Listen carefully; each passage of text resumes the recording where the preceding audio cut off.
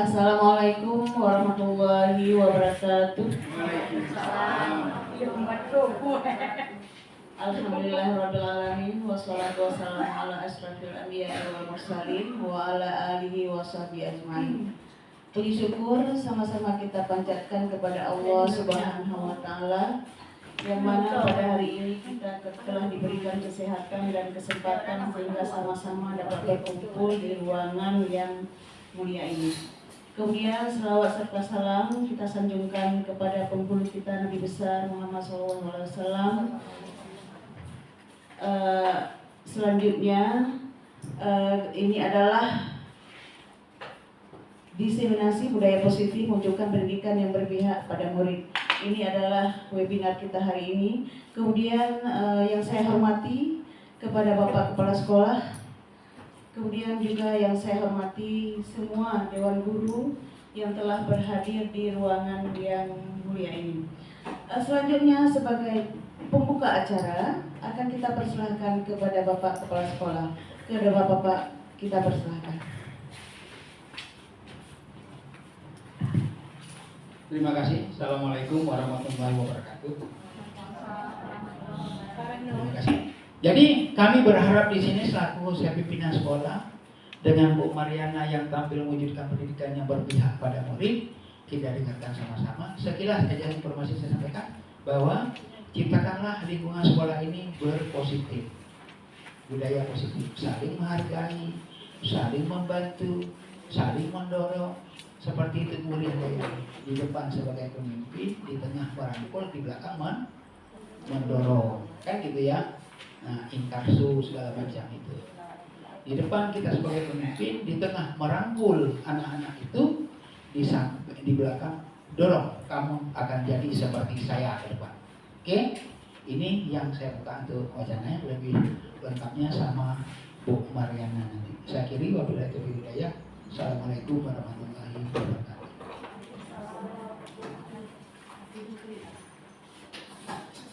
Terima kasih kepada kita ucapkan kepada Bapak Kepala Sekolah yang telah membuka acara diseminasi budaya positif mewujudkan pendidikan yang berpihak kepada murid. Selanjutnya selaku pembawa acara atau sebagai pemberi materi pada hari ini yaitu oleh Ibu Mariana SAG. Kepada Ibu Mariana kita persilakan.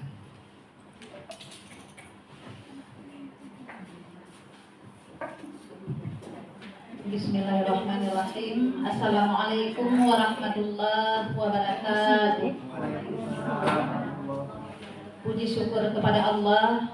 Selawat beriring salam kepada Nabi Muhammad SAW. Yang saya hormati Bapak Kepala Sekolah SMA Negeri 1 Pantai Bidari, dan yang saya hormati Bapak Ibu semua Dewan Guru yang telah berhadir pada pagi hari ini untuk mengikuti kegiatan diseminasi budaya positif. Terima kasih saya ucapkan kepada Bapak Kepala Sekolah SMA Negeri 1 Pantai Bidari yang senantiasa memberi motivasi, memberi dorongan kepada saya selama saya mengikuti pendidikan CGP ini. Juga terima kasih banyak saya ucapkan kepada semua Bapak Ibu Guru yang telah meluangkan waktu untuk berhadir pada ruang yang sederhana ini mengikuti kegiatan diseminasi budaya positif mewujudkan pendidikan yang berpihak kepada murid. Bapak Ibu yang saya hormati, izinkan saya pada hari ini Mariana SAG CGP Angkatan 11 SMA Negeri 1 Pantai Bidari Kabupaten Aceh Timur untuk sedikit berbagi pemahaman menyangkut tentang budaya positif di sekolah. Bapak Ibu, sebelum kita lanjut ke materi kita, mari sejenak saya mohon Bapak Ibu untuk berdiri. Sama-sama berdiri. Saya mohon semua Bapak Ibu berdiri di tempat masing-masing.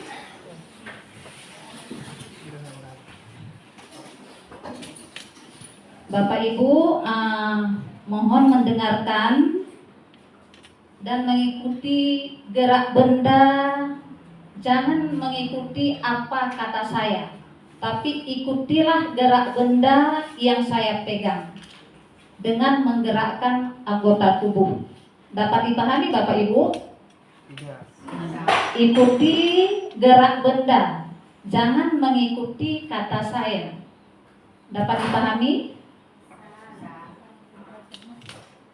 Ikuti gerak benda, jangan mengikuti kata saya.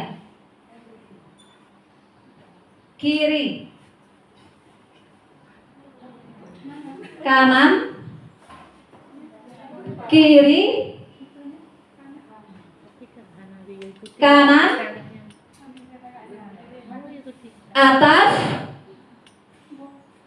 bawah, kiri, kanan, atas, bawah, kiri, kanan, atas, bawah, kiri, kanan, atas, bawah. Oke, terima kasih banyak Bapak Ibu.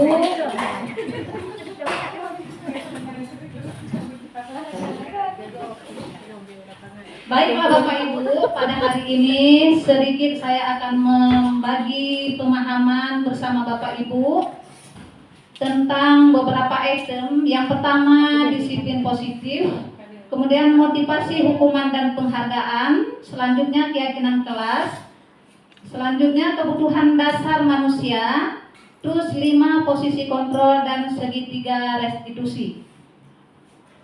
Tujuan pembelajaran kita, peserta mampu memahami peran sebagai guru untuk membangun budaya positif dengan menerapkan konsep disiplin positif dalam berinteraksi dengan murid. Yang pertama Bapak Ibu, disiplin positif. Ini Bapak Ibu, makna dan pentingnya budaya positif di sekolah. Budaya positif di sekolah merujuk pada norma-norma, nilai-nilai dan tindakan kolektif yang mendorong kerjasama, penghargaan dan kesejahteraan. Budaya positif ini memberikan fondasi yang kuat untuk mempromosikan perkembangan sosial, emosional, dan akademik siswa. Ketika sekolah mengadopsi budaya positif, siswa merasa diterima, aman, didorong untuk berpartisipasi secara aktif dalam proses pembelajaran. Dalam membangun fondasi budaya positif, ada beberapa hal yang harus diperhatikan. Yang pertama, menyusun nilai-nilai inti yang akan membentuk dasar budaya positif. Selanjutnya, sekolah harus mendorong komunikasi terbuka dan transparan antara semua pihak. Kemudian menghargai usaha dan prestasi siswa serta mengakui kontribusi setiap anggota sekolah memperkuat budaya positif. Berikutnya, mengajarkan siswa dan staf bagaimana menyelesaikan konflik secara sehat dan kontribusi dapat membantu menjaga harmoni dan dalam lingkungan belajar. Ini menurut tokoh menyangkut tentang makna kontrol. Ada beberapa ilustrasi. Yang pertama, guru mengkontrol murid. Kemudian semua pembuatan positif efektif dan bermanfaat. Selanjutnya, ilusi bahwa kritik dan membuat orang merasa bersalah dapat menguatkan karakter. Ilusi bahwa orang dewasa memiliki hak untuk memaksa. Nah, ini Bapak Ibu, ketika Bapak Ibu mendengarkan kata disiplin, kira-kira apa yang terbayang di benak Bapak Ibu? Ketika mendengar kata disiplin, kira-kira apa yang terbayang di benak Bapak Ibu? Tepat waktu. Bagus. Ada lagi? Ada lagi? Yang terbayang di benak ketika kita mendengar disiplin adalah tepat waktu.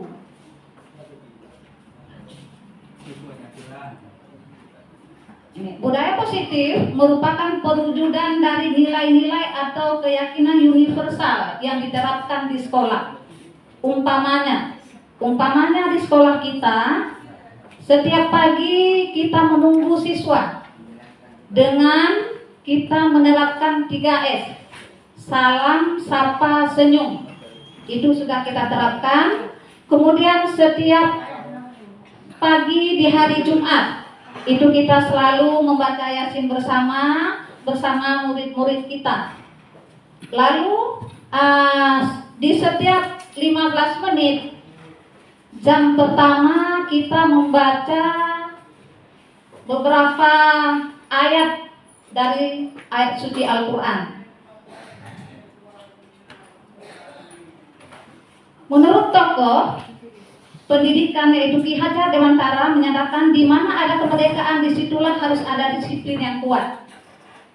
Sesungguhnya disiplin itu bersifat disiplin, yaitu kita sendiri yang mewajibkan kita dengan sekeras-kerasnya. Namun apabila tidak cakap melakukan disiplin, wajiblah pengusaha lain mendisiplinkan kita, dan peraturan itu harus ada dalam suasana yang merdeka. Kita pribadi yang harus menanamkan disiplin ini pada diri kita sendiri. Anak-anak murid kita, bagaimana kita didik, kita bina, kita tuntun agar mereka tertanam rasa disiplin dalam dirinya yang tinggi, yang tumbuh dari diri sendiri.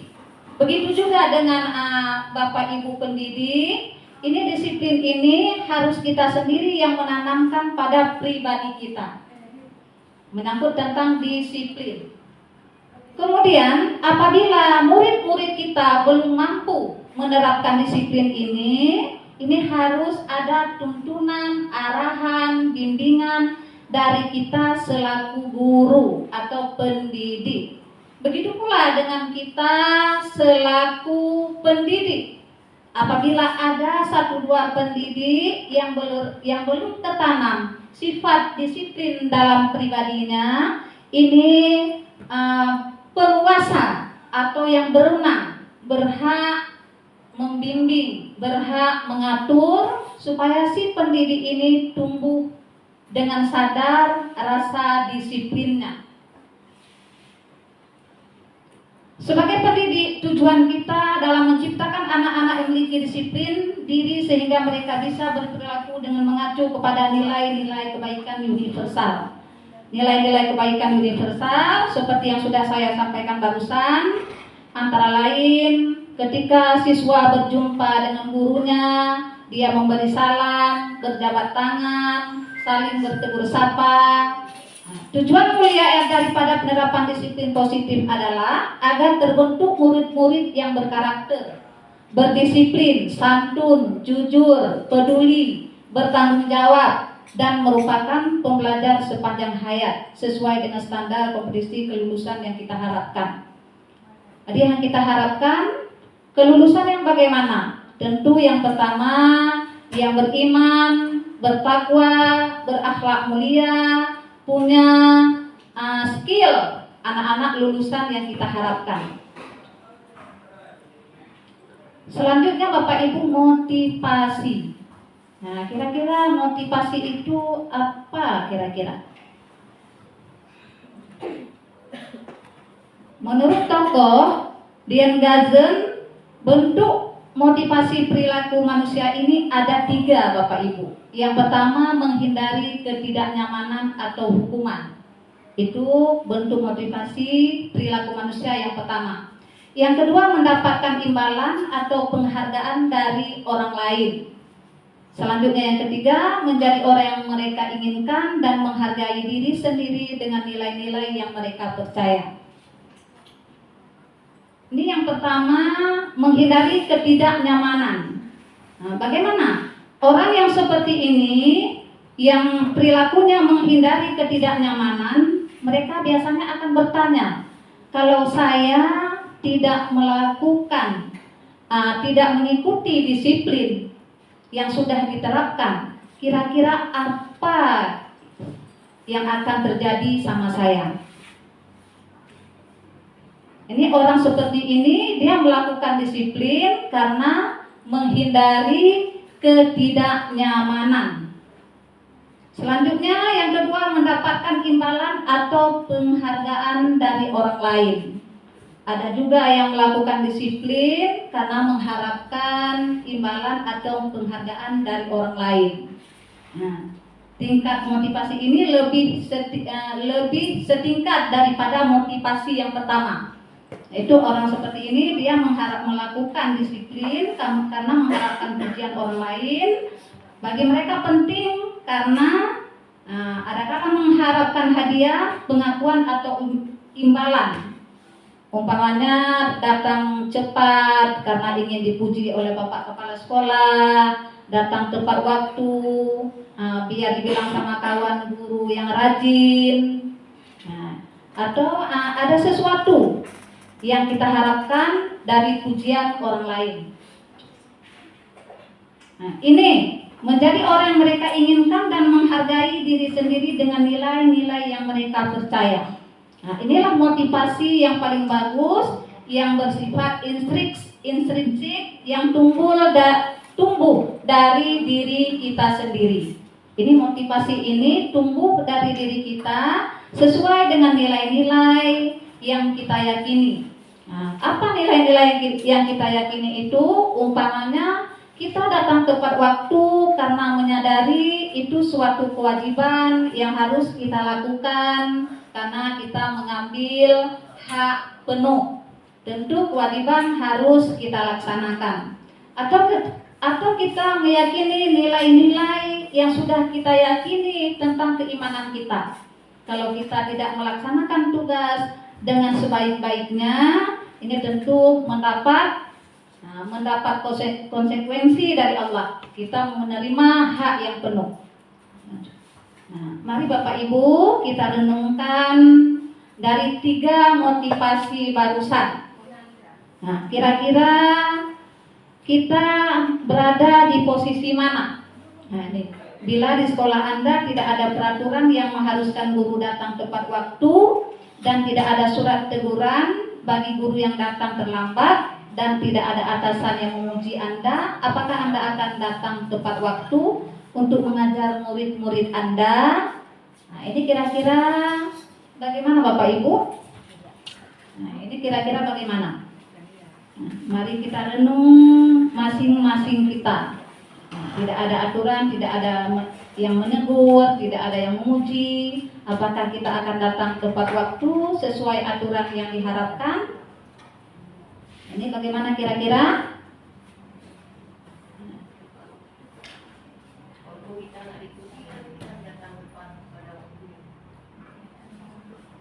Kira-kira bagaimana? Bagaimana, ada pusat tidak?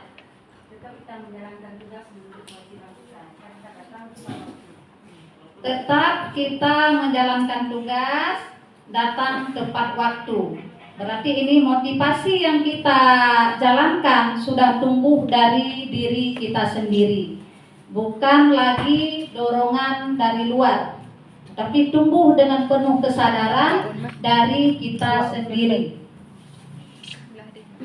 Selanjutnya Bapak Ibu, hukuman, konsekuensi dan restitusi. Ini dalam menjalankan peraturan ataupun keyakinan kelas atau sekolah, tentu ada pelanggaran. Dimanapun ini tentu ada terjadi pelanggaran. Untuk itu perlu meninjau ulang tindakan penegakan peraturan atau keyakinan kelas selama ini. Ini apabila Bapak Ibu aturan atau disiplin yang sudah kita terapkan kepada murid ternyata terjadi pelanggaran, ini harus kita tinjau ulang aturan ini. Kemudian restitusi. Restitusi adalah proses menciptakan kondisi bagi murid untuk memperbaiki kesalahan mereka. Ini restitusi ini adalah langkah yang bisa kita tempuh dalam membantu kondisi murid setelah mereka melakukan kesalahan, sehingga mereka bisa kembali kepada kelompok mereka dengan karakter yang lebih kuat. Ini kita lakukan dengan restitusi. Apabila ada murid-murid kita yang melanggar, ini kita lakukan penyelesaiannya dengan restitusi. Selanjutnya Bapak Ibu, restitusi juga merupakan proses kolaboratif yang mengajarkan murid untuk mencari solusi untuk masalah yang dihadapi murid. Sehingga di sini murid berpikir tentang orang seperti apa yang mereka inginkan dan bagaimana mereka harus memperlakukan orang lain. Ini apabila terjadi suatu permasalahan antara murid dengan murid, ini bisa kita selesaikan dengan restitusi. Adakah perbedaan antara hukuman dan konsekuensi? Adakah? Ini coba Bapak Ibu. Nah, coba ada pertanyaan. Hukuman atau konsekuensi? Ada? Nomor 1, mencatat 100 kali di dalam buku kalimat. Saya tidak akan terlambat lagi karena terlambat ke sekolah. Nah, ini kira-kira apa? Kira-kira apa? Kira-kira apa ini? Sanksi. Kira-kira apa, Bu Suci? Sanksi. Sanksi. Ya, Bu Ida? Sanksi. Sanksi. Oh, hukuman. Bu Nurmala? Bu Nurmala apa? Yang pertama, hukuman atau konsekuensi mencatat 100 kali di dalam buku kalimat. Saya tidak akan terlambat lagi karena terlambat ke sekolah. Yaitu apa? Hukuman. Nah, selanjutnya nomor 2, lari mengelilingi lapangan basket 2 kali karena terlambat hadir di sekolah. Kira-kira apa? Kalau lari sanksi kan kira-kira apa, Usna? Saya itu masuk ke dalam hukuman. Kata Bu Isna, hukuman. Nah, Bu Husna? Lari mengelilingi lapangan basket 2 kali itu termasuk dalam hukuman. Iya, lari mengelilingi lapangan basket 2 kali karena terlambat hadir di sekolah adalah hukuman. Lanjut. Membersihkan coretan yang dibuatnya di meja tulis. Nah, membersihkan hukuman yang dibuatnya di meja tulis. Kira-kira apa? Itu yang baru sanksi atau konsekuensi. Itu sanksi atau konsekuensi. Satu tidak? Sangat membingungkan.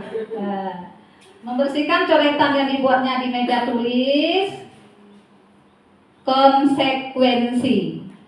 Lanjut. Nah, murid diminta untuk push up 15 kali karena tidak menggunakan masker ke sekolah. Jelas hukuman. Hukuman. Ya, murid diminta untuk push up 15 kali karena tidak menggunakan masker ke sekolah. Itu adalah hukuman. Ini nomor 5. Coba nomor 5. Menggantikan kertas tugas teman yang telah dicoret-coret. Apa yang telah dibuat jadi dipertanggungjawabkan, itu masuk konsekuensi atau sanksi. Iya. Pak Juliadi? Sama. Konsekuensi. Menggantikan kertas tugas teman yang telah dicoret-coret itu konsekuensi. Berikutnya berjemur di lapangan basket pukul 12 siang karena mengobrol dengan teman. Apa Bumi? Hukuman. Ya, tepat sekali, hukuman. Berikutnya murid diminta bertelanjang kaki sepanjang hari karena tidak menggunakan sepatu warna hitam sesuai peraturan sekolah. Hukuman. Nah, sudah pinter. Sudah. Berdiri di depan kelas sambil mengangkat kaki 1 karena tidak bisa menjawab pertanyaan. Konsekuensi, Bu.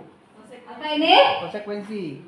Berdiri di depan kelas sambil mengangkat kaki 1 karena tidak bisa menjawab pertanyaan. Bu Soraya, kira-kira apa Bu Soraya? Hukuman. Bu Irina apa Bu Irina? B. Hukuman, tepat sekali kata Bu Elina. Itu hukuman. Nah, lanjut. Membersihkan tumpahan air di meja tulis karena tersenggol pada saat belajar. Nah, itu apa?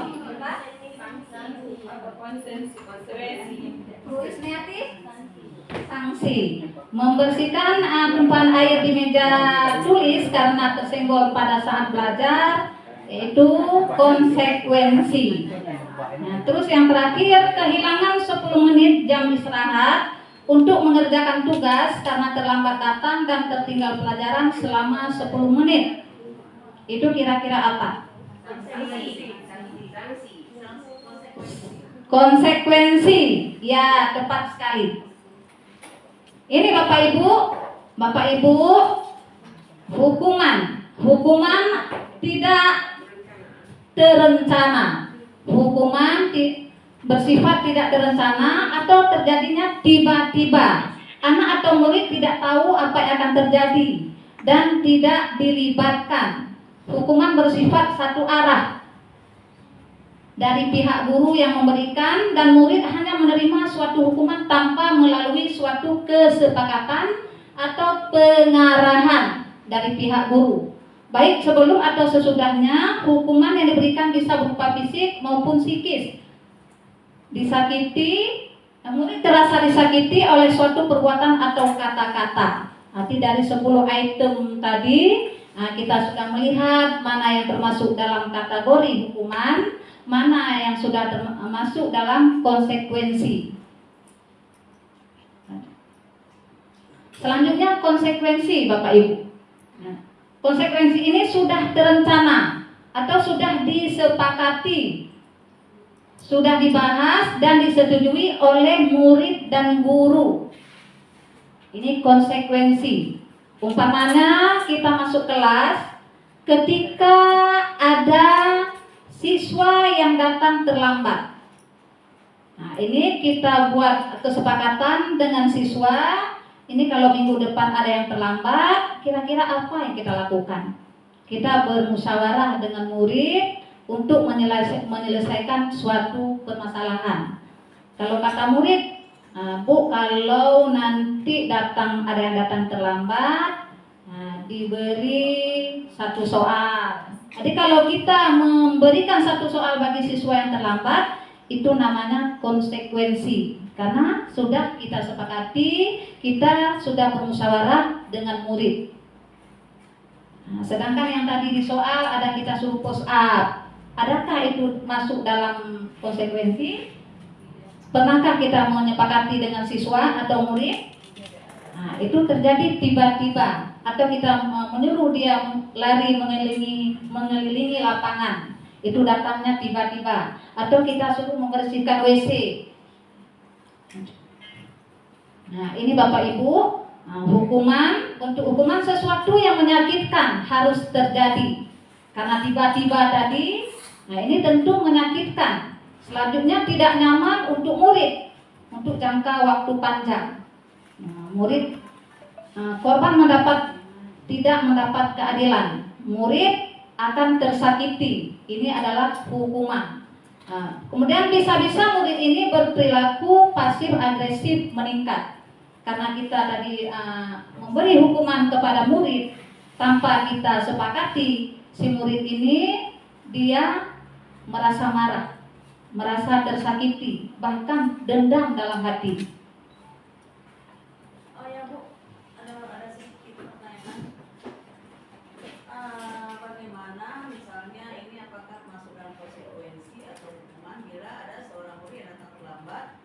Kemudian guru ini menyuruh sesuatu kepada dia sebelum masuk kelas.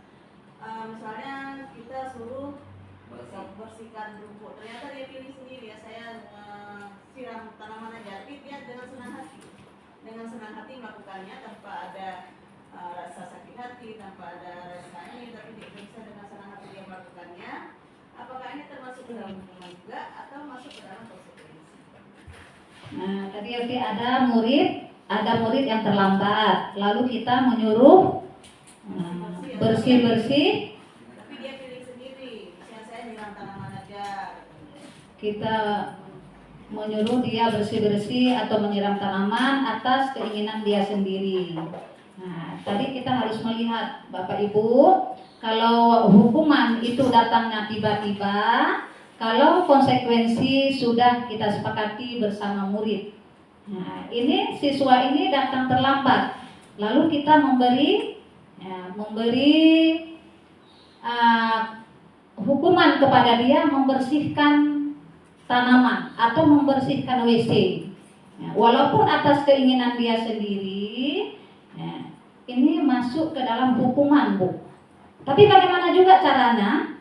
Nah, ketika kita sudah masuk ke kelas, tiba-tiba datang seorang murid, sudah 20 menit berjalan, ini murid ini kita suruh duduk, langsung mengikuti pembelajaran. Nah, kemudian kita bilang sama dia, nah, ini kamu Ani 20 menit kamu datang terlambat, nanti kamu waktu istirahat jangan keluar dulu.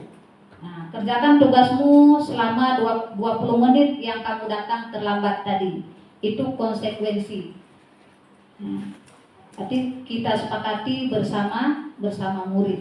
Nah, selanjutnya konsekuensi sesuatu harus terjadi. Tidak nyaman untuk murid, anak untuk jangka waktu pendek, korban bisa diabaikan, murid dibuat tidak nyaman.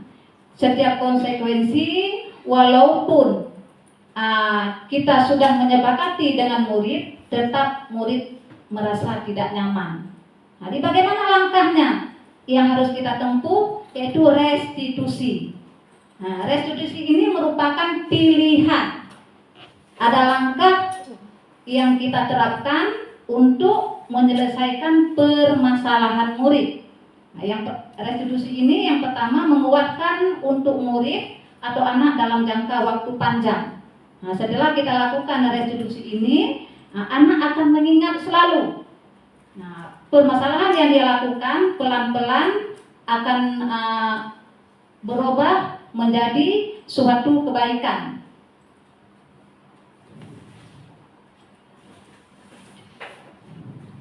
Ini juga tentang hukuman berlaku hanya pada sebuah institusi, tidak berlanjut pada kehidupan nyata. Nah, selanjutnya peraturan adalah kamu harus. Nah, kalau peraturan dibuat oleh guru tanpa disepakati oleh murid. Nah, biasanya peraturan ini murid harus tunduk kepada yang membuat peraturan. Ini peraturan adalah kamu harus tunduk apa yang saya bilang. Kamu harus patuh apa yang saya suruh. Nah, berikutnya, sedangkan konsekuensi membantu penerapan mengikuti peraturan dalam masyarakat. Nah, ini konsekuensi yang kita tanamkan karena kita sepakati tadi bersama murid. Ini akan terus berkembang, akan terus berlanjut sampai si murid ini dia berada di masyarakat. Selanjutnya restitusi. Nah, ini langkah yang kita tempuh adalah dengan cara restitusi.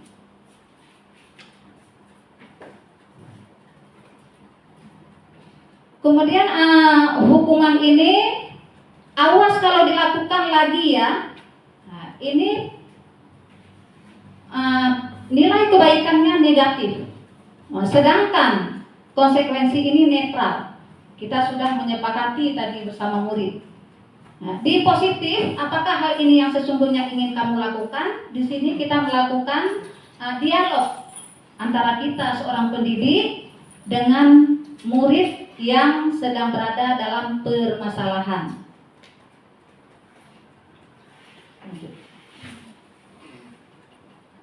Nah, kemudian Bapak Ibu dihukum oleh penghargaan.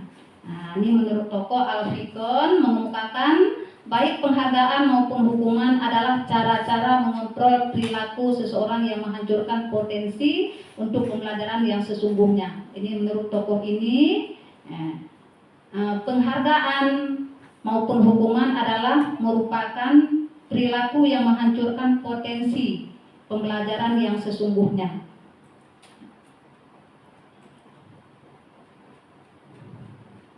Ini beberapa pernyataan yang dikatakan oleh tokoh tadi. Pengaruh jangka panjang, kemudian pengaruh jangka pendek dan jangka panjang. Penghargaan tidak efektif. Nah, ini penghargaan yang kita berikan kepada murid ini tidak akan berjalan efektif. Ketika dia tidak mendapatkan penghargaan, nah ini tentu akan mengurangi rasa dorongan atau motivasi yang dia miliki, karena motivasi ini tumbuh bukan dari kesadaran diri, tapi tumbuh karena mengharapkan sesuatu. Nah, selanjutnya penghargaan merusak hubungan. Nah, ini akan merusak hubungan. Misalnya ada murid di kelas kita 30 orang. Nah, ada murid yang mendapat ranking, kita memberi penghargaan. Nah, sementara ada murid yang tidak mendapat ranking, dia akan mengatakan, dia nyontek sama saya, dia dapat juara, saya tidak. Nah, ini akan merusak hubungan antara murid dengan pendidik. Nah, selanjutnya mengurangi ketepatan, menurunkan kualitas, mematikan kreativitas. Nah, karena tadi anak-anak atau murid dalam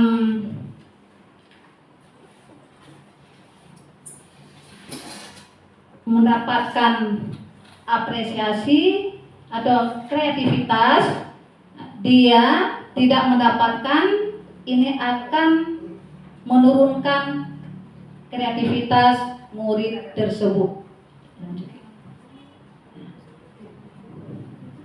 Ini Bapak Ibu, restitusi. Nah, restitusi ini adalah membantu murid menjadi lebih memiliki tujuan disiplin positif dan memulihkan dirinya setelah berbuat salah. Nah, ini apabila ada murid kita yang melakukan kesalahan, nah, ini langkah-langkah yang kita lakukan supaya murid kita kembali kepada kelompoknya yang lebih berkarakter baik. Nah, yang pertama, restitusi memperbaiki hubungan. Restitusi adalah tawaran, bukan paksaan. Restitusi menuntun untuk melihat ke dalam diri. Restitusi mencari kebutuhan dasar yang mendasari tindakan. Restitusi fokus pada karakter, bukan tindakan. Nah, restitusi menguatkan. Restitusi fokus pada solusi. Restitusi mengembalikan murid yang berbuat salah pada kelompoknya. Ini Bapak Ibu, selanjutnya keyakinan kelas. Nah, ini keyakinan kelas. Mengapa kita memiliki peraturan tentang penggunaan helm pada saat mengendarai kendaraan roda 2 atau motor? Ini kenapa kita harus memakai helm pada saat kita mengendarai kendaraan? Untuk keselamatan. Ada lagi?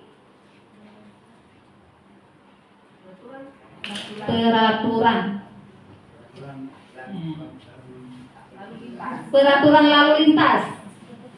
Ini Bapak Ibu, nilai-nilai keselamatan atau kesehatan inilah yang kita sebut sebagai suatu keyakinan, yaitu nilai-nilai kebaikan universal yang disepakati secara tersirat dan tersurat, lepas dari latar belakang suku, negara, bahasa maupun agama.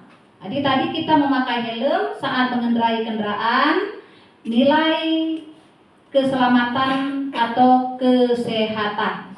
Nah, karena kita mengingat untuk keselamatan dan kesehatan. Nah, keselamatan dan kesehatan inilah yang kita sebut sebagai suatu keyakinan. Nah, kita meyakini dengan memakai helm kita akan selamat, dengan memakai helm kita akan sehat walaupun kadang terbentur.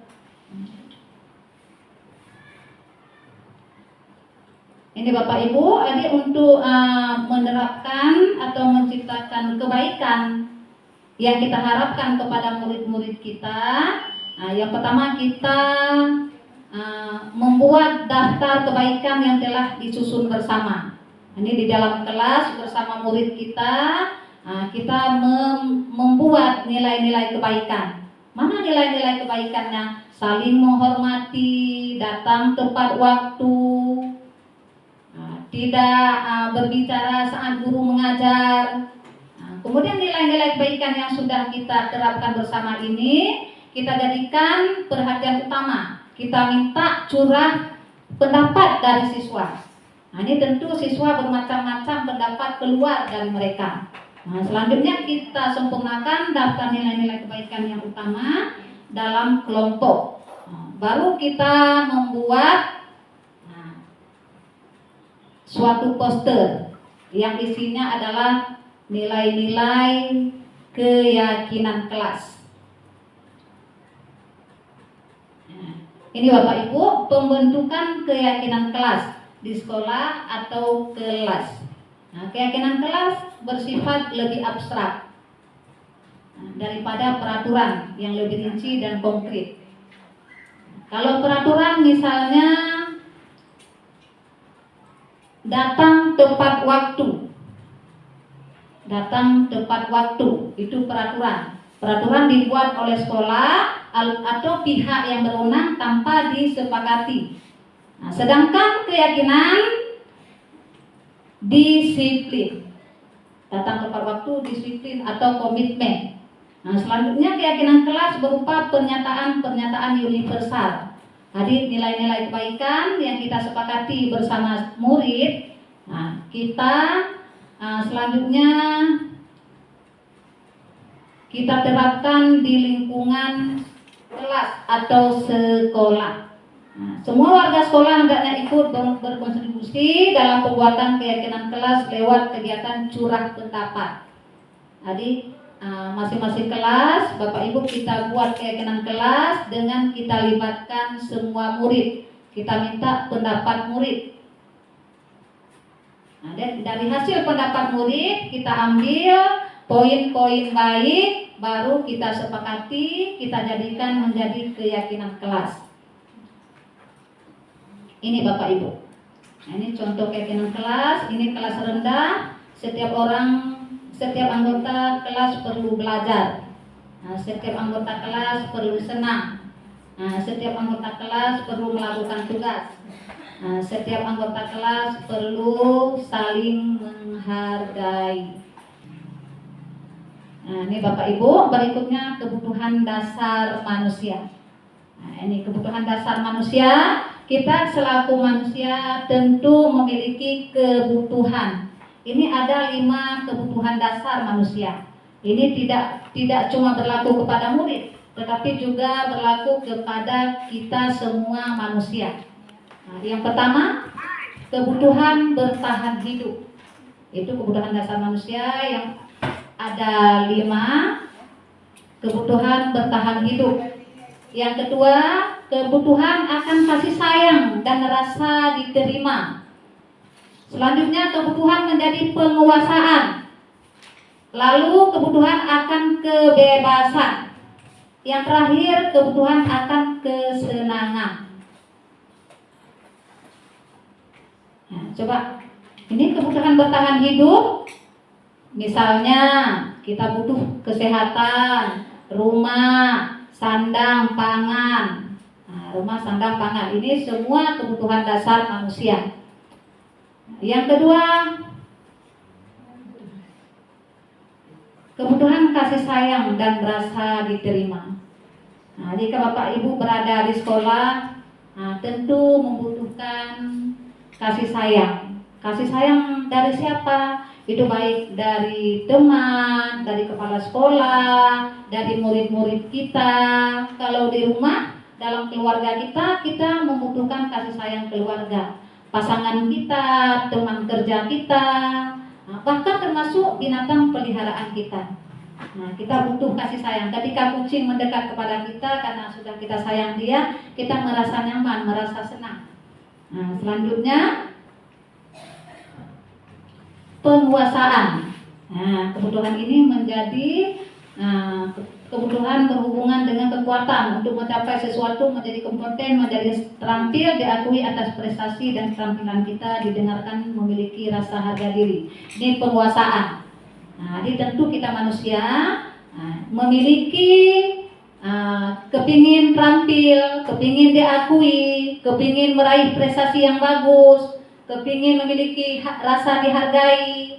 Ini termasuk dalam kebutuhan penguasaan. Berikutnya kebebasan. Kebebasan. Tentu semua kita menginginkan kebebasan.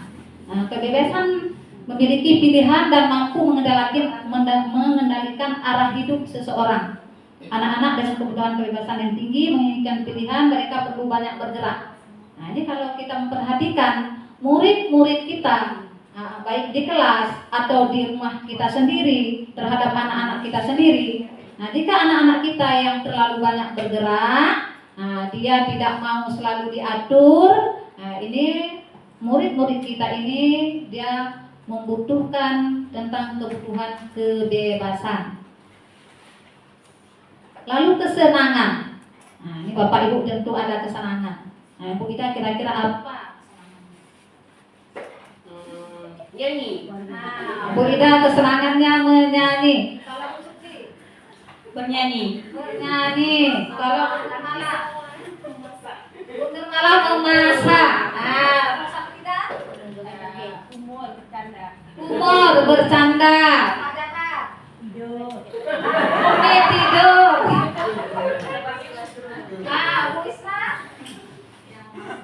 Memasak. Kalau bapak-bapak mungkin ada yang kesenangannya memancing, ada yang kesenangannya macam-macam lah. Ini kesenangan. Tentu kita memiliki kesenangan. Ini merupakan suatu kebutuhan yang dimiliki oleh setiap manusia, termasuk murid-murid kita. Ini Bapak Ibu. Tadi kita sudah melihat sepintas 5 kebutuhan dasar manusia. Ada kebutuhan kasih sayang, kebebasan. Ini sebutkan kebutuhan apa yang sedang berusaha dipenuhi oleh anak-anak ini. Ini Bapak Ibu, sudah seorang anak kelas 3 SD begitu tiba di rumah, sepulang dari sekolah menangis dan mengadu pada ibunya bahwa dia benci sama ibu malam. Gurunya, menurut Anda kebutuhan apa yang berusaha dipenuhi oleh Saudah jika jawabannya seperti yang di atas? Dia benci sama Bu Malam, menangis mengadu kepada ibunya. Kira-kira kebutuhan apa?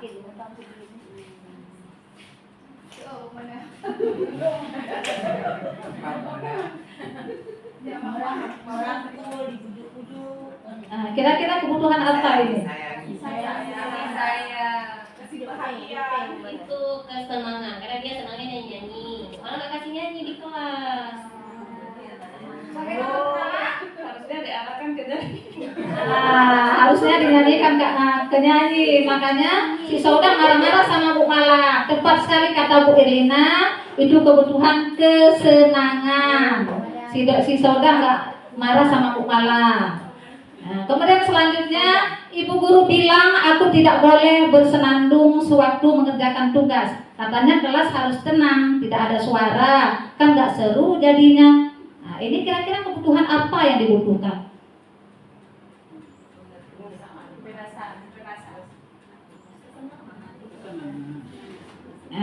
Kata Bapak Kepala Sekolah, kesenangan. Tepat sekali. Dia senangnya nyanyi sambil belajar, mau nyanyi-nyanyi, sedangkan ibu guru mengharapkan tenang, suasana yang tenang, tidak boleh ada suara. Lanjut. Aku sebel, gambarku tidak rapi, malah ibu guru nunjukin ke teman-temanku di depan kelas. Aku sebel, kira-kira kebutuhan mana yang dia ingin miliki? Dia ingin mendapat yang terbaik, yang terbagus dari teman-temannya.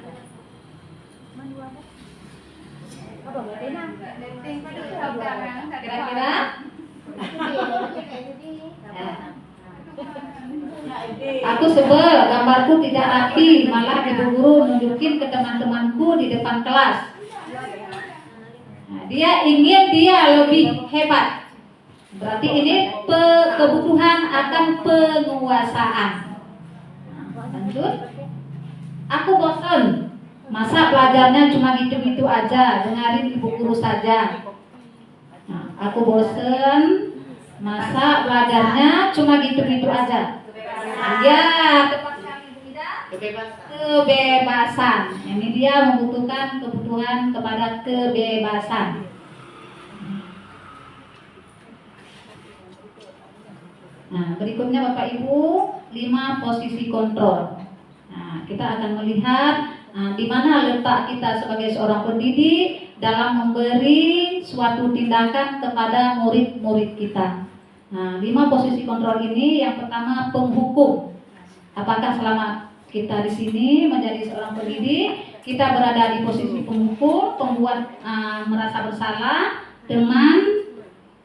Yang pertama, seorang penghukum. Seorang penghukum bisa menggunakan hukuman fisik maupun verbal. Orang-orang yang menghindari posisi penghukum senantiasa mengatakan bahwa sekolah memerlukan sistem atau alat yang dapat lebih menekan murid-muridnya lebih dalam lagi. Nah, ini posisi penghukum. Mana contoh posisi penghukum? Siswa datang terlambat. Nah, di situ piket Pak Jabar umpamanya. Nah, ketika siswa datang terlambat tanpa ditanyakan kenapa terlambat, apa permasalahannya, langsung seorang guru menyuruh si murid ini berlari 100 meter. Itu posisi pendidik tersebut berada di penghukum. Nah, berikutnya pembuat merasa bersalah. Nah, ini pembuat merasa bersalah. Pada posisi ini biasanya guru akan bersuara lebih lembut. Nah, pembuat merasa bersalah akan menggunakan keheningan yang membuat orang lain merasa tidak nyaman, bersalah atau rendah diri. Ini posisi guru sebagai pembuat merasa bersalah. Nah, dia kata-kata yang dikeluarkan membuat si murid merasa diri bersalah. Nah, berikutnya teman.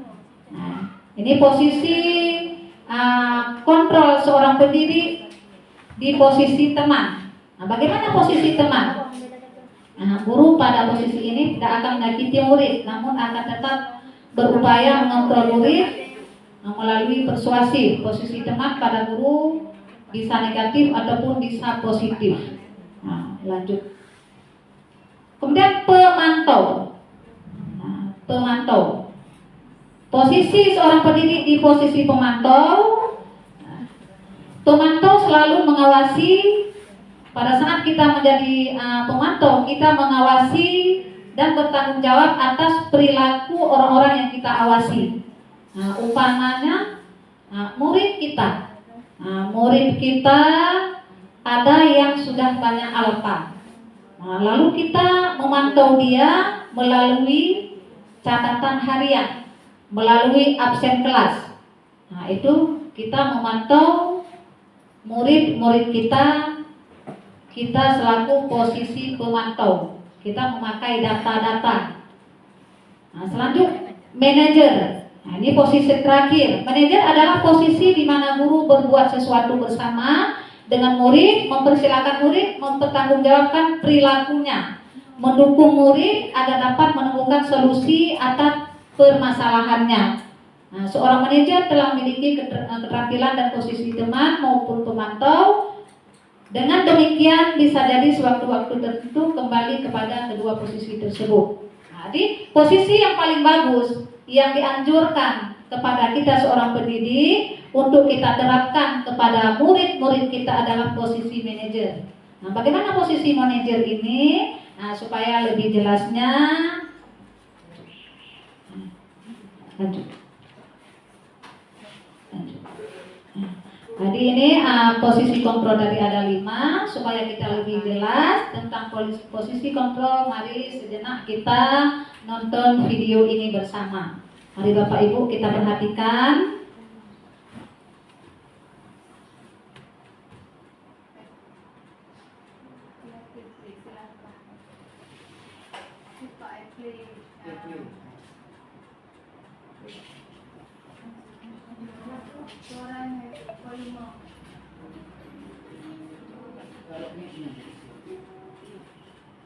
Salam bahagia ibu dan bapak guru dan Dalam penerapan disiplin positif restitusi, salah satu program yang dikembangkan adalah 5 posisi kontrol.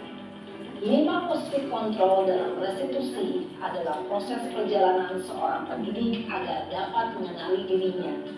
Pada video kali ini, kita akan membahas tentang 5 posisi kontrol yang dikembangkan oleh Diane Dawson dan contoh penerapannya.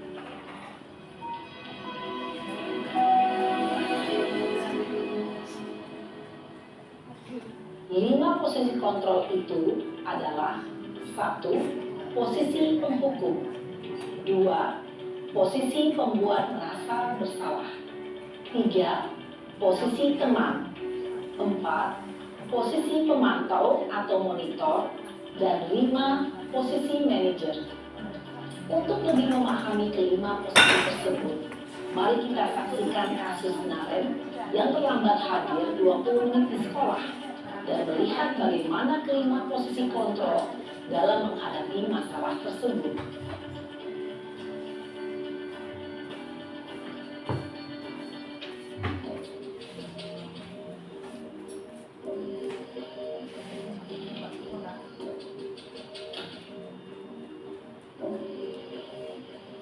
Naren!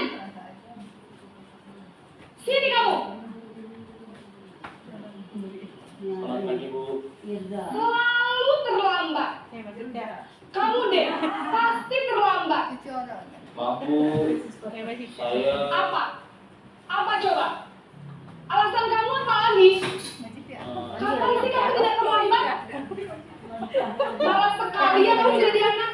saya Dasar pemalas. Gak kapok-kapok sih kamu. Sudah berapa kali terlambat? Sana, kamu keliling lapangan basket 2 kali. kenapa saya harus keliling lapangan basket, Bu? Kenapa? Kamu melarang ibu. Berani-beraninya jawab. Sudah terlambat, masih berani jawab pula. Sekarang, keliling lapangan basket 5 kali sekalian. Biar kapok. Cepat. Pergi sana ke lapangan basket. Posisi penghukum biasanya berbicara dengan nada tinggi, menghardik, menunjuk-nunjuk, menyakiti, dan menyindir. Hukuman bisa berupa fisik maupun psikis. Ibu dan bapak guru hebat. Dampak yang terjadi pada murid ketika guru berada pada posisi penghukum adalah murid cenderung akan memberontak, bahkan menyimpan dendam.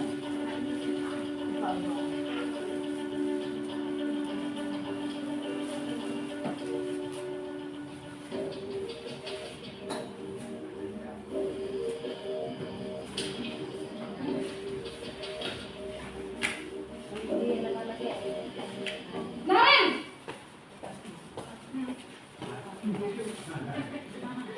Selamat pagi, Bu. Naren.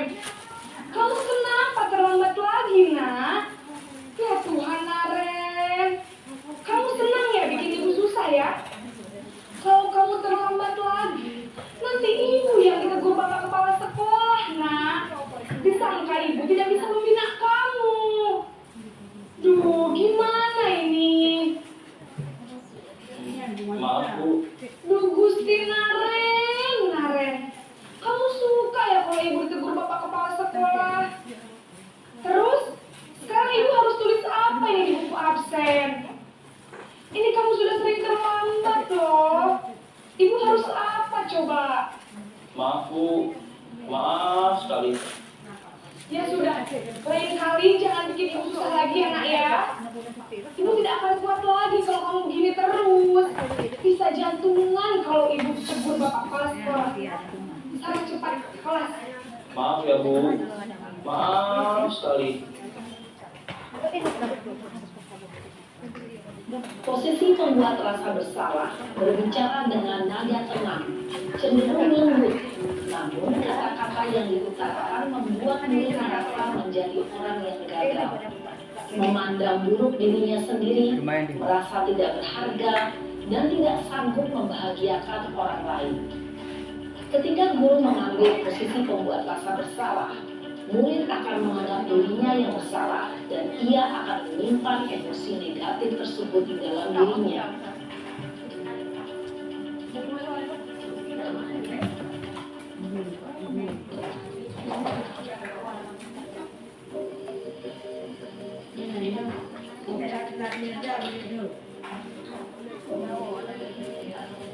Naren!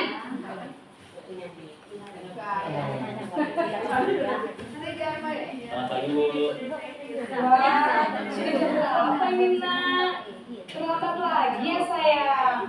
Iya Bu, habis ibu saya lupa bangunkan saya Bu. Kamu malah menyalahkan ibu kamu. Kamu bukannya anak yang larinya paling kencang. Kok terlambat sih? Iya Bu, saya memang terlambat bangun tadi. Jadi biarpun saya lari kencang, tetap gak kesenja Bu. Ya sudah sana. Nanti lain kali larinya lebih kencang lagi ya. Biar gak terlambat lagi. Bikin senang ibu. Demi ibu. Bisa kan? Bisa lah Bu. Ya sudah sana ke sekolah. Ibu beresin urusan absen kamu. Kamu ini ada-ada saja. Dalam posisi teman, guru berbicara dengan nada suara ramah, akrab, cenderung bersenda gurau untuk menjaga suasana tetap santai. Murid akan merasa senang, aman, dan akrab dengan guru. Identitas yang tercipta adalah identitas sukses atau berhasil. Namun, perlu diingat, karena ini masih dorongan eksternal, maka ada faktor ketergantungan dari murid kepada orang tertentu. Di sini, guru absennya, sehingga di lain waktu, murid bisa berperilaku baik, namun hanya kepada orang-orang tertentu saja.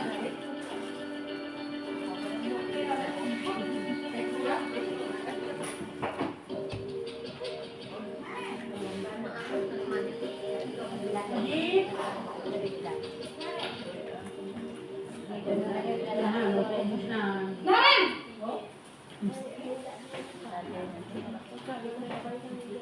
Selamat pagi Bu. Naren, apa peraturan sekolah kita tentang jam berapa kita harus masuk sekolah, nak? Kita harus di sekolah jam 7 Bu. Iya betul, sekarang sudah jam 7.20. Naren sudah tahu konsekuensinya jika terlambat hadir. Paham Bu.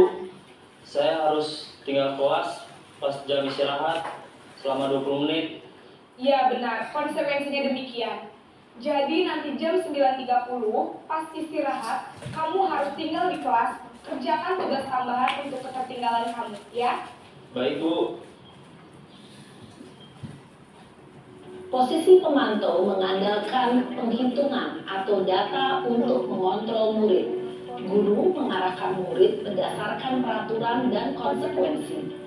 Seorang pemantau menunjukkan bahasa tubuh dan ekspresi wajah yang datar dan cenderung formal.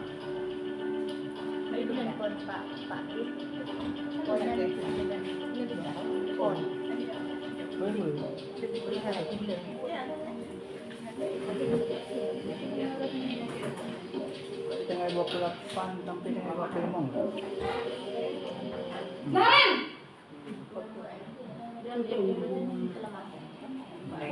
Selamat pagi Bu. Selamat pagi, Naren. Maaf Bu, saya terlambat. Iya, sekolah masuknya jam 7, sekarang sudah jam 7.20. Jadi sekarang bagaimana ini, Naren? Maaf Bu, saya lupa setel alarm saya semalam. Baiklah, menurut kamu, keyakinan sekolah yang mana yang perlu kamu tingkatkan? Menghargai diri sendiri dan orang lain mungkin ya Bu.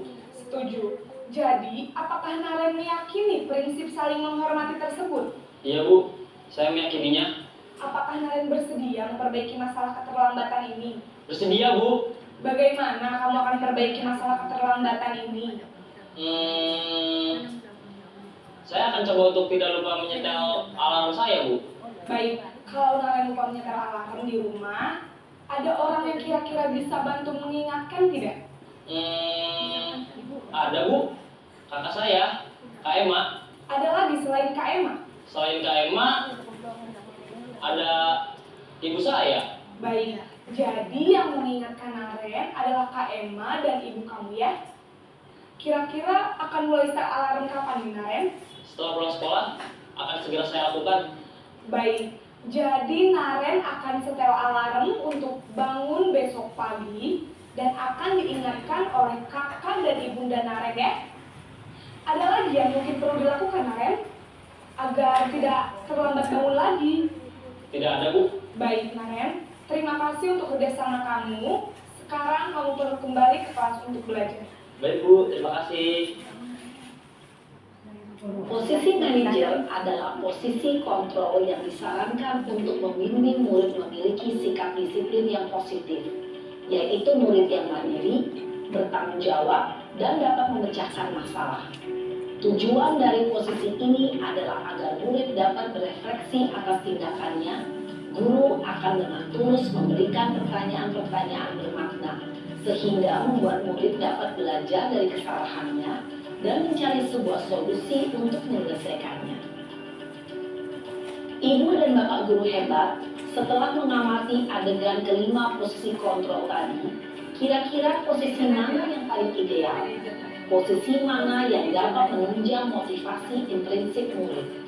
Ya, tentu posisi manajer. Posisi ini memang posisi ideal yang ingin dituju setiap pendidik. Pada posisi inilah, guru dapat menerapkan disiplin positif yang memihak pada murid, yang memerdekakan murid. Perjalanan seorang pendidik tentunya tidak mudah untuk sampai pada posisi seorang manajer. Namun, tujuan kita pasti, yaitu menciptakan murid-murid yang mandiri, merdeka, dan bertanggung jawab. Semoga penggambaran 5 posisi kontrol yang telah diperlihatkan ini dapat menjadi ajang refleksi bagi kita semua, agar dapat terus mengasah dan menerapkan disiplin positif yang memerdekakan murid. Mari terus berlatih dan bersemangat. Selamat menerapkan. Salam dan bahagia, Ibu dan Bapak Guru hebat.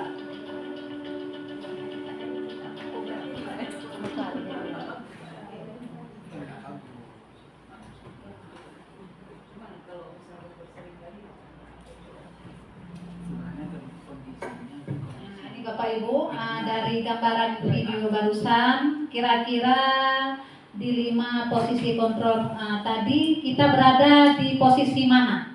Tadi kita sudah menyaksikan apakah kita berada di posisi 1 selaku penghukum, atau posisi yang kedua pembuat rasa bersalah, yang ketiga atau posisi kita sebagai teman, kemudian posisi pemantau dan posisi manajer. Kira-kira posisi kita selama ini berada di mana? Izin Ibu narasumber, sebelum saya jawab pertanyaan Ibu, saya mau tanya dulu. Yang idealnya kan manajer, tetapi kalau melihat dan menimbang ya latar belakang sekolah kita, kira-kira menurut Ibu narasumber yang cocok itu 5 posisi kontrol itu yang mana yang harus kita terapkan di sekolah kita, melihat dan menimbang lingkungan sekolah kita. Terima kasih. Nah, tadi ada rekan kita yang bertanya, sesuai keadaan kita, sekolah kita, kira-kira posisi mana di antara 5 ini yang cocok untuk sekolah kita, untuk keadaan murid-murid kita.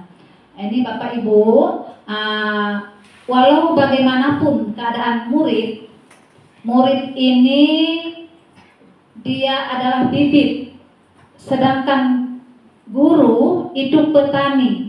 Sekolah itu lahan, tempat kita menyemai, tempat kita menanam bibit. Kita selaku pendidik menuntun murid-murid ini ke arah yang lebih baik. Jadi kita usahakan 5 posisi kontrol tadi. Posisi 1 selaku penghukum, posisi 2 sebagai pembuat rasa bersalah. Kita usahakan jangan lagi kita terapkan di sekolah. Paling rendah kita berusaha menerapkan perilaku atau posisi kontrol yang keempat sebagai pemantau. Nah, jadi kita usahakan, karena untuk menuju posisi kontrol yang paling bagus yang paling tinggi yaitu posisi manajer, ini butuh tahapan-tahapan, butuh pelatihan-pelatihan, butuh kerja keras kita secara terus-menerus. Nah, sebaiknya kita berada dulu di posisi pemantau. Nah, dengan memakai data-data. Walaupun murid-murid kita melakukan suatu permasalahan, kita punya data. Umpamanya banyak alfa. Nah, bagaimana cara kita menyelesaikan permasalahan? Melihat data si murid yang banyak alfa. Dengan cara kita memanggil dia. Nah, memanggil dia, kita lakukan dengan restitusi tadi. Kita panggil dia, kita tanya permasalahan dia. Kita panggil secara terbuka, kita ajak siswa mau menceritakan perihal dia secara terbuka kepada kita selaku pendidik. Ini Bapak Ibu, ini ada langkah cara kita menyelesaikan tadi permasalahan siswa dengan cara segitiga restitusi. Ini yang saya sampaikan barusan. Ada 3 langkahnya. Yang pertama, validasi tindakan yang salah. Nah, ini kamu tentu punya alasan. Nah, ini. Nah, mengapa kamu berbuat seperti itu? Ini kita validasi tindakan salah si murid. Nah, selanjutnya, adakah cara yang lebih efektif untuk mendapatkan apa yang kamu butuhkan? Nah, ini terhadap siswa yang melakukan permasalahan. Nah, setelah itu kita menstabilkan identitas. Nah, ini setiap murid pasti pernah melakukan kesalahan. Nah, ketika kita memanggilkan murid yang melakukan kesalahan, kita duduk pada suatu tempat bersama si murid tersebut. Kita jangan memojokkan dia. Nah, kalau dia misalnya sering datang terlambat, kita bilang, ibu pun dulu pernah sering juga ibu datang terlambat waktu ibu sekolah SMP. Nah, di si murid ini dia akan terbuka, tidak merasa takut. Ini setiap orang pasti pernah melakukan kesalahan. Nah, kemudian kamu bukan satu-satunya yang pernah melakukan ini. Nah, kemarin si Dewi ada juga dia datang terlambat, tapi hari ini dia sudah berubah, dia sudah datang tepat waktu. Nah, seperti itulah kita sampaikan kepada murid-murid kita. Nah, atau ada murid kita yang sering di kantin, kita panggil dia, kita tanya, kenapa kamu sering di kantin? Nah, ini tentu siswa akan menjelaskan, Bu, saya tidak makan, saya belum minum.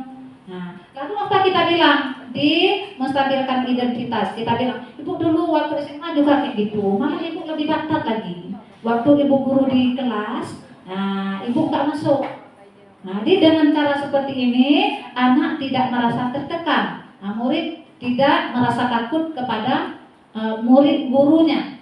Nah, ini dia akan menceritakan semuanya. Nah, setelah dia menceritakan tentang permasalahan dia, lalu kita menanyakan keyakinan kelas apa yang telah kita sepakati. Nah, di kelas kita tadi sudah membuat keyakinan, datang tepat waktu, tidak boleh merokok di kelas. Nah, ini tentu dia ingat. Nah, oh, datang tepat waktu, Bu.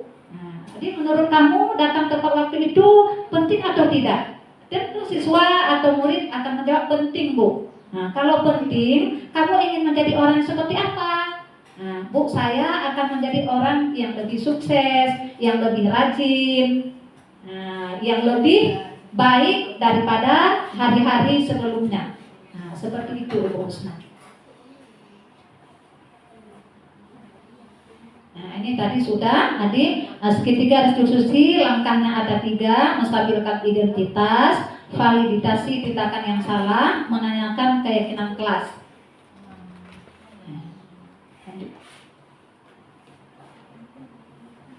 Nah, ini yang saya sampaikan barusan.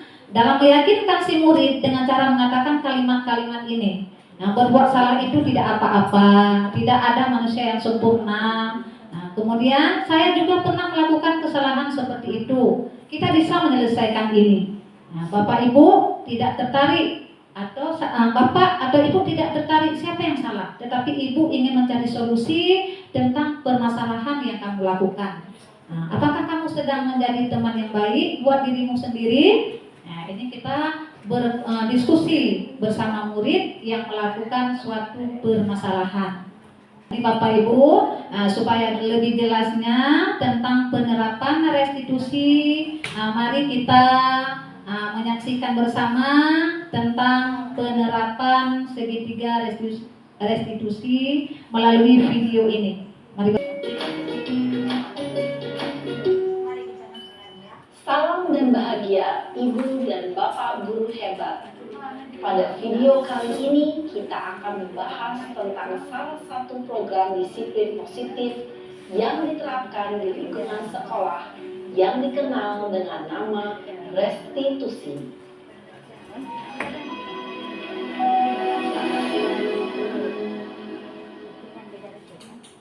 Restitusi dikembangkan oleh pakar pendidikan Diane Gosson, berlandaskan pada teori kontrol Dr. William Glasser. Segitiga restitusi adalah suatu proses dialog yang dijalankan oleh guru atau orang tua agar dapat menghasilkan murid yang mandiri dan bertanggung jawab. Pada saat guru di posisi manajer, aspek yang dikembangkan pada murid adalah motivasi intrinsik, sehingga penanaman nilai-nilai kebajikan dapat tumbuh dan berkembang menjadi suatu kebiasaan positif yang akhirnya membentuk karakter murid. Proses dialog ini terdiri dari 3 langkah yang digambarkan pada ketiga sisi pada segitiga restitusi. Sisi pertama adalah menstabilkan identitas. Sisi yang kedua adalah validasi tindakan yang salah. Dan sisi yang ketiga adalah menanyakan keyakinan. Ibu dan Bapak guru, berikut ini akan ditunjukkan bagaimana seorang guru berada dalam posisi manajer menggunakan penerapan segitiga restitusi.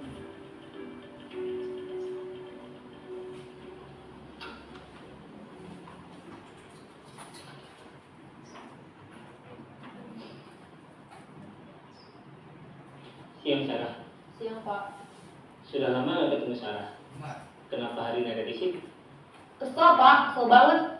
Masa aku dikatain tukang fitnah Pak? Ya aku marah lah. Aku balik ngatain Eka di depan kelas. Kesel banget. Oh begitu. Ya pasti kamu marah dan kesal.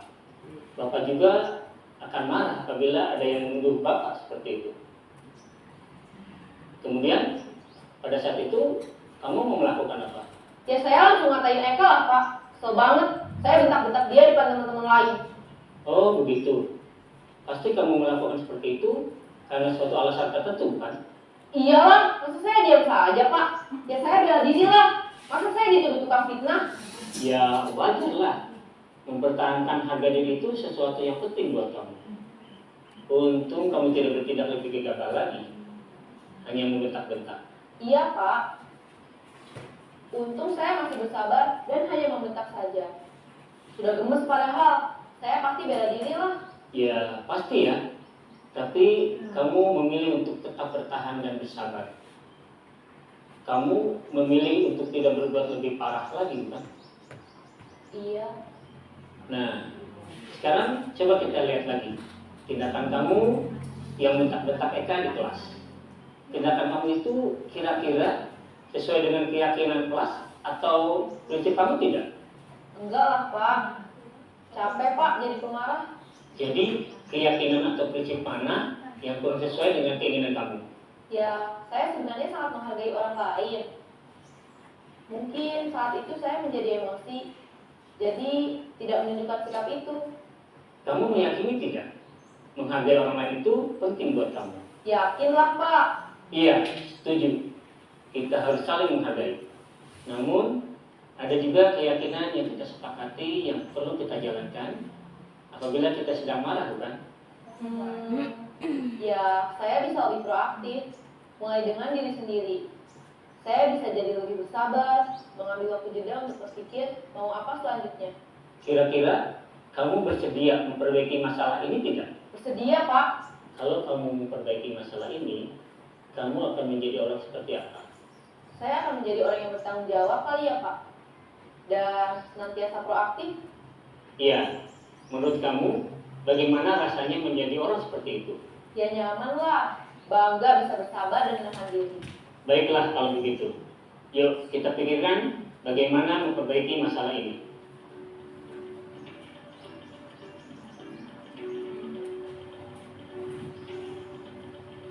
Ibu dan Bapak guru hebat, baru saja kita menyaksikan contoh bagaimana seorang guru berada dalam posisi manajer menggunakan penerapan segitiga restitusi. Mari kita bahas satu persatu. Pada sisi pertama, menstabilkan identitas berdasarkan pada prinsip bahwa membuat kesalahan adalah bagian dari proses pembelajaran. Sisi pertama dari segitiga ini berperan menggeser identitas murid dari identitas gagal ke identitas sukses. Murid yang sedang bertingkah laku yang tidak pantas atau menarik diri saat itu sedang mengalami identitas gagal. Bila kita mengkritiknya, maka posisinya tidak akan berubah. Kita bisa mengajukan pernyataan-pernyataan ini. 1. Membuat kesalahan sesuatu yang wajar. 2. Manusia tidak ada yang sempurna. 3. Kita bisa memperbaiki masalah ini. 4. Saya tidak menanyakan kesalahannya. Saya lebih fokus bagaimana memperbaiki masalah ini. 5. Apakah saat ini kamu tengah menjadi orang yang baik untuk dirimu sendiri? Pada sisi kedua, validasi tindakan yang salah berlandaskan pada prinsip bahwa setiap perilaku berupaya memenuhi suatu kebutuhan tertentu. Guru yang telah memahami teori kontrol akan bergeser dari pemikiran stimulus respon menjadi proaktif dan mencoba untuk mengenali tujuan dari perilaku murid, mengenali dan mengakui kebutuhan murid ini dapat memperbaiki hubungan dengan murid tersebut. Pernyataan atau pertanyaan bisa disampaikan dengan nada suara tidak menghakimi atau memojokkan, sehingga dapat mengembalikan murid pada posisi positif. 1. Kamu bisa saja bertindak lebih gegabah lagi dari ini. 2. Kamu bukan melakukannya tanpa suatu alasan tertentu. 3. Kamu melakukannya karena mempertahankan sesuatu yang penting bagimu. 4. Mungkin kamu bisa mempelajari suatu perilaku baru yang lebih efektif. Bersediakah kamu mempelajarinya? Selanjutnya, kita akan simak sisi terakhir, yaitu menanyakan keyakinan. Teori kontrol menyatakan bahwa pada dasarnya kita termotivasi secara intrinsik. Pada saat perilaku yang salah telah divalidasi dan identitas sukses telah stabil, maka murid telah siap mengaitkan keyakinan-keyakinannya dengan tindakannya yang salah dan pemikirannya telah bergeser ingin menjadi orang yang dituju. Pertanyaan-pertanyaan ini dapat mengaitkan keyakinan-keyakinan yang dianut murid. 1. Sebagai keluarga atau kelas, apa yang kita yakini? 2. Nilai-nilai apa yang telah kita sepakati? 3. Seperti apa gambaran sebuah kelas yang ideal bagi kamu? 4. Kamu ingin menjadi orang seperti apa?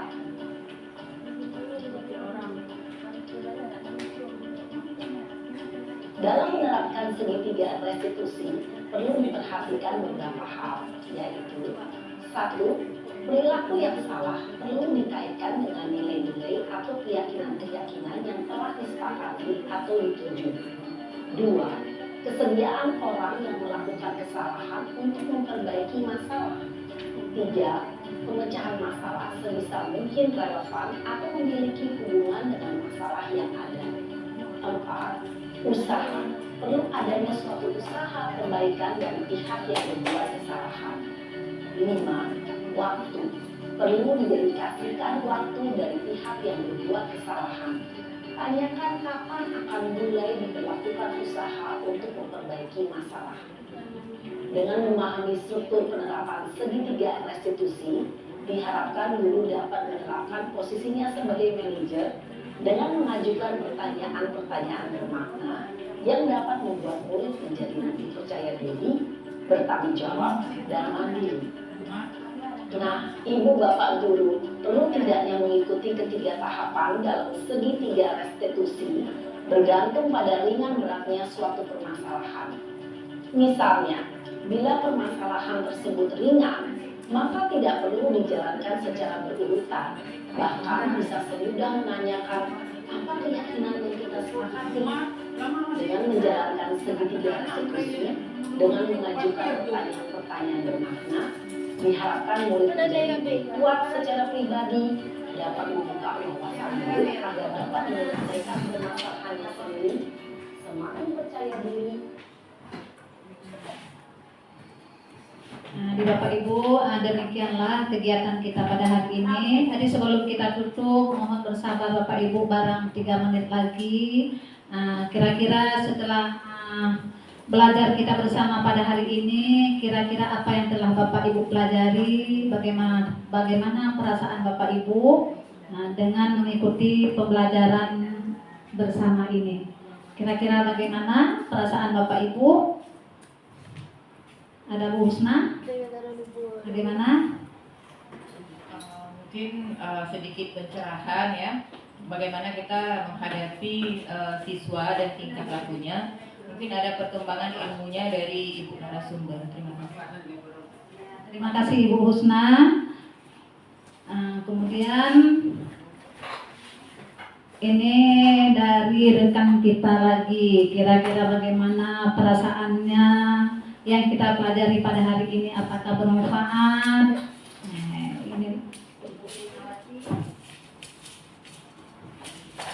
Ya, dari kegiatan diseminasi hari ini, jadi kita bersama di sini tadi sudah melihat posisi kontrol apa saja yang nanti akan kita terapkan di kelas.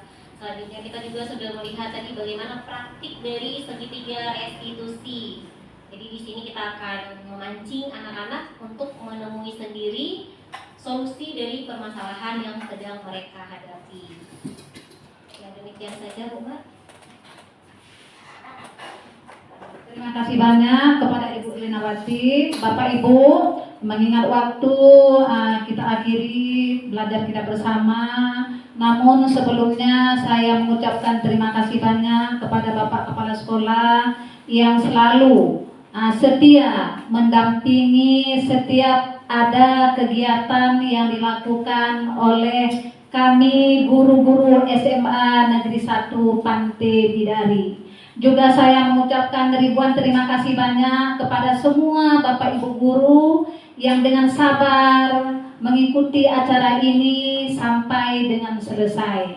Tidak ada yang dapat saya berikan, tidak ada yang dapat saya ucapkan. Saya yakin kegiatan kita pada hari ini Allah catat sebagai amal jariah bagi kita semua. Mudah-mudahan kita senantiasa dalam keadaan sehat walafiat, selalu dalam lindungan Allah Subhanahu wa taala. Hadanallah wa iyyakum. Assalamualaikum warahmatullahi wabarakatuh.